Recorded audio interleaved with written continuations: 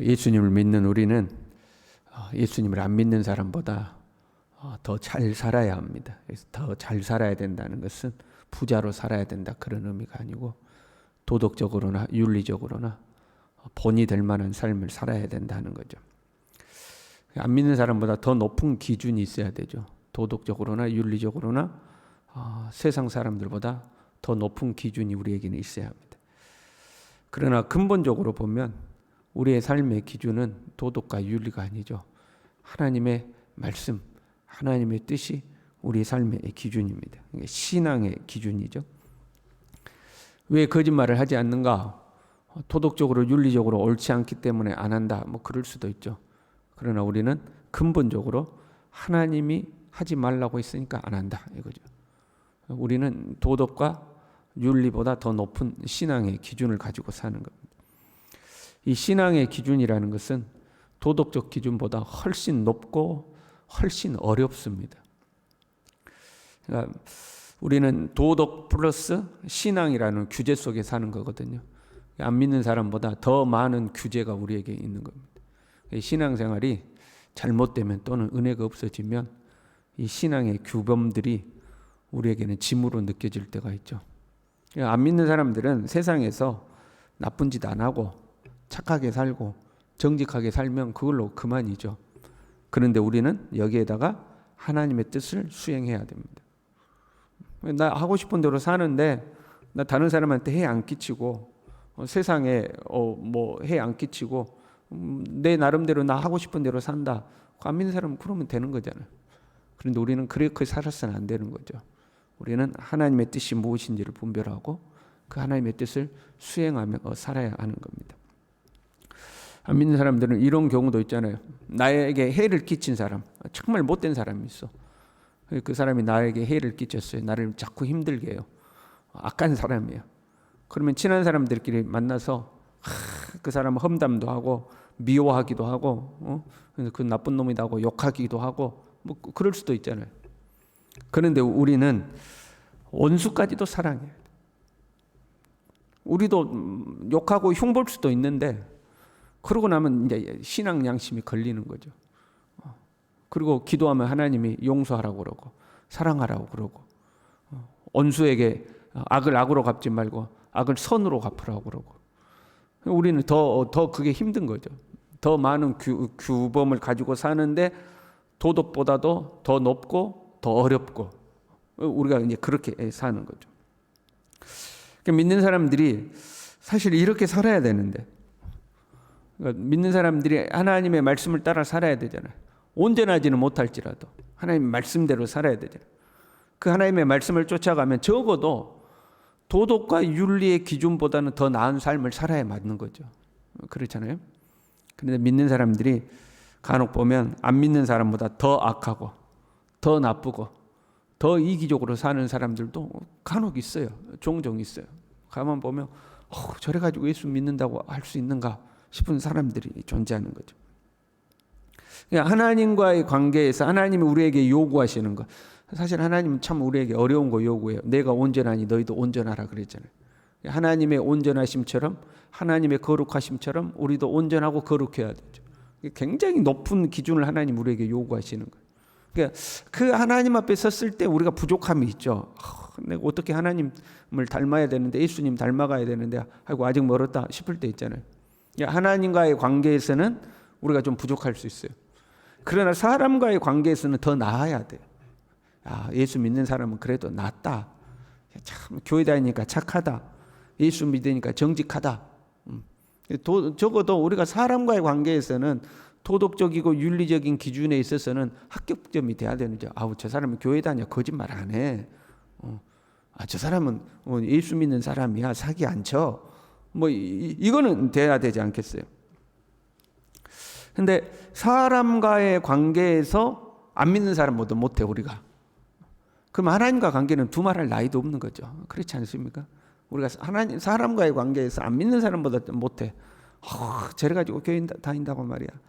저 교회만 다니지 완전히 나쁜 놈이다고. 그러면 이거는 이제 하나님과의 관계는 두말할 나위도 없는 거죠. 본문은 예루살렘에 대한 심판 메시지인데요. 왜 예루살렘이 벌을 받아야만 하는지에 대한 이제 하나님께서 그렇게 말씀하시는 거예요. 3절에 이렇게 되어 있어요. 자기 가운데에 피를 흘려 벌 받을 때가 이르게 하며 우상을 만들어 스스로 더럽히는 성아. 두 가지 종류의 죄가 나오는 거예요. 피를 흘린 죄, 그 다음에 우상을 만들어 더럽힌 죄. 굳이 나누자면 피를 흘린 죄는 인간과의 사람과의 관계에서 지은 죄를 말하는 거고, 우상을 만든 죄는 하나님과의 관계에서, 하나는 도덕과 윤리적인 영역에서 범죄하였고 또 하나는 신앙의 영역에서, 영적인 영역에서 범죄했다는 거예요. 신앙 영역, 도덕 영역 양쪽 다 죄를 범한 거죠.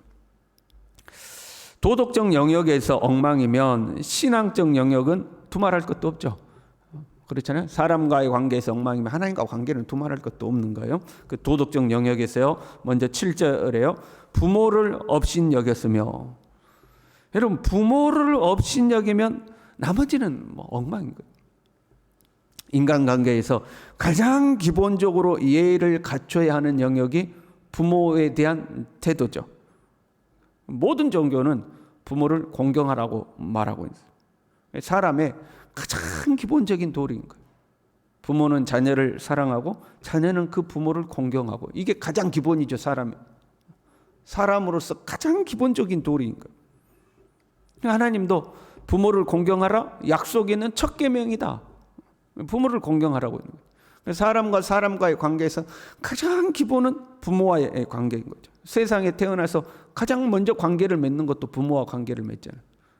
부모는 자녀를 사랑하고 자녀는 부모를 공경하고. 근데 그 첫 계명을 어긴 거죠.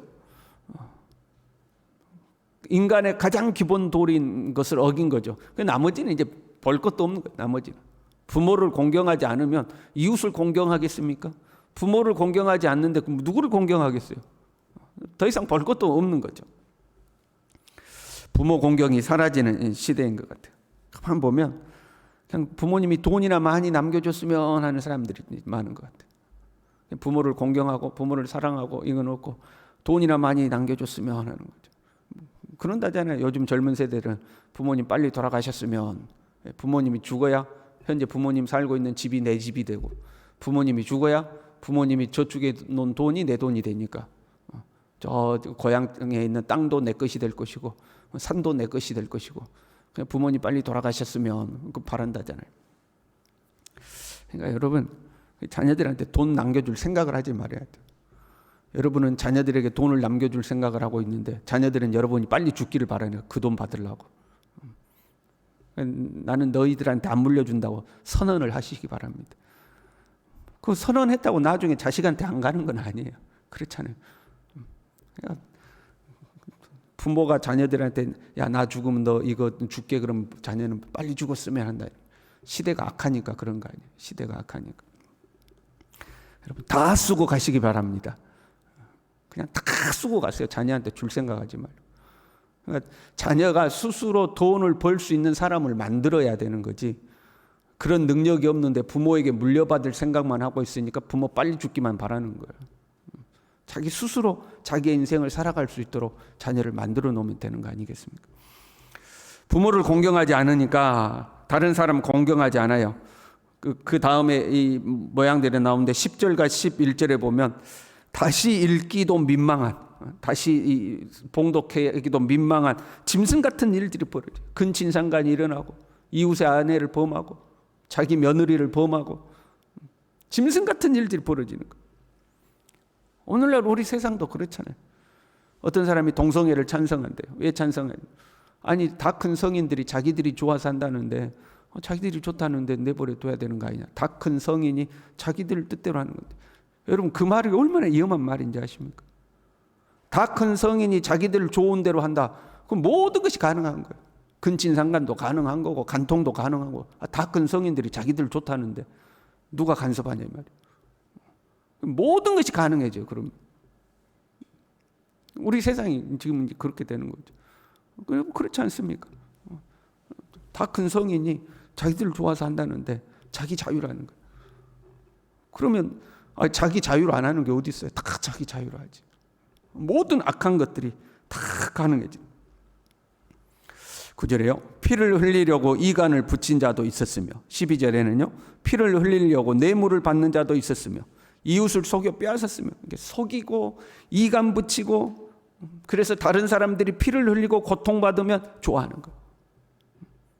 다른 사람들 고통받는데 이간질 붙여가지고 다른 사람들이 피 흘리고 고통받아도 나한테 이익이 돌아온다면 나에게 이익이 돌아온다면 거짓말도 서슴지 않고 다른 사람들 이간질하는 것도 서슴지 않고 안 되면 법이라도 고쳐가지고 나한테 유리한 대로 만들고 다른 사람은 어찌 됐든지 말든지 간에 다른 사람 피 흘리는 걸 좋아한다는 거예요. 거짓말하는 사람들이 그렇게 많아요. 우리나라에. 그렇지 않습니까 여러분? 거짓말을 서슴지 않게 하는 거예요. 우리가 살다 보면 실수로 거짓말하는 경우가 있어요. 본의 아니게 내 기억이 잘못되어서 또는 순간적으로 헷갈리거나 혼동되어가지고 또는 당황해서 본의 아니게 거짓말하는 경우 있죠. 그럼 우리가 애교로 봐줄 수가 있는 거죠. 이해할 수 있고 용납할 수 있고. 그런데 의도적으로 거짓말하는 거예요. 의도적으로 알면서 의도적으로 자기 책임을 면하려고 또는 내 이익을 챙기려고. 참 부끄러운 말이지만 목회자들 중에서도 그런 사람들이 종종 있어요. 그러면 딱 거리를 둡니다. 의도적으로 거짓말을 하는 거예요. 왜 믿는 사람들이 세상 속에서 세상의 기준에도 미치지 못하게 사는 거예요?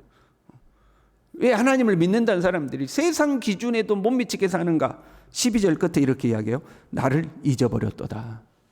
나를 잊어버렸도다. 하나님을 기억하지 않는다. 하나님과 관계가 잘못되니까 도덕과 윤리 영역에서 문제가 생기는 거예요. 근본적으로 우리들은 하나님을 기억하면 그럴 수 없다는 거예요. 하나님 똑바로 믿으면 그런 삶을 살 수가 없는 거예요. 먼저는 하나님이 두렵기 때문이고 그것보다 더 중요한 것은 하나님께 죄송하기 때문이고 나를 위해 독생자를 아낌없이 내어주신 그 하나님 앞에 내가 그렇게 사는 게 죄송스러워서라도 그렇게 못 사는 거예요. 예수 믿는 사람들은. 근데 그 하나님을 잊어버렸다는 거예요. 지식으로 하나님을 잊어버리는 것이 아니라 하나님과의 관계를 생각하지 않는다는 거예요. 하나님 살아계신다고 머리로는 생각하는데 실제로 내가 그 하나님 앞에 어떻게 설 거냐? 그 하나님이 나를 보고 계시는데 내가 어떻게 이럴 수 있는가? 하나님과 그 실제적 관계를 잊어버렸다는 거예요. 13절에요. 저가 불의를 행하여 이익을 얻은 일과 네 가운데 피 흘린 일로 말미암아 내가 손뼉을 쳤나니 하나님이 손뼉을 쳤대요. 잘했다 손뼉 친 게 아니고 너무 분해서 너 왜 그랬냐 이 손뼉을 말하는 거예요. 하나님 너무 분해서 손뼉을 쳤다. 여러분 하나님 우리를 보시고 흐뭇해 하셔야 되지 않겠습니까? 우리를 보시고 빙긋이 웃으셔야 되지 않겠습니까? 우리를 보시고 너로 인하여 내가 기쁨을 이기지 못해. 그래야 되지 않겠습니까? 근데 하나님이 손뼉을 쳐야 되겠습니까? 우리를 보고 왜 그랬냐 손뼉을 쳐야 되겠습니까? 여러분도 그렇죠. 우리 교인들 말고 다른 교회의 성도들 또는 가족들 뭐 이렇게 다 믿음의 사람들인데 오랜만에 만나면 뭐 교회 이야기 나오고 뭐 그런 이야기 나오면 별 이야기가 다 나오잖아요. 어디 교회가 뭐 이래가지고 이랬다더라. 뭐 장로님 이래가지고 그랬고 목사님이랑 싸움이 붙어가지고 이랬다더라. 별 이야기 다 나오잖아요. 목회자들도 만나면 교회 별 이야기를 다 들어요. 참 우리가 어려운 시대를 살고 있는 것 같아요. 근데 제가 종종 하는 말이 있잖아요. 나라도 잘하자. 우리라도 잘하자. 세상이 어떻게 변할지라도 우리라도 잘해서 뭐 다른 사람은 뭐 상관할 거 없고 우리라도 잘해서 하나님이 우리를 보시고 흐뭇해 하시는, 하나님이 분해서 손뼉을 치시는 것이 아니라 잘했다고 손뼉 치시는 우리 모두 될 수 있기를 바랍니다. 기도하겠습니다. 하나님 아버지, 우리가 좀 잘 살 수 있도록, 똑바로 살 수 있도록, 예수 똑바로 믿고 하나님 똑바로 믿고 세상 속에서도 본이 될 만하게, 하나님 앞에서야 우리가 완벽하지 않아서 좀 부족함이 있지만 하나님 세상 속에서는 그래도 본이 되고 칭찬받는 하나님의 사람들로 살아갈 수 있도록 우리 모두를 붙들어 주시옵소서. 예수님의 이름으로 기도 올리옵나이다. 아멘.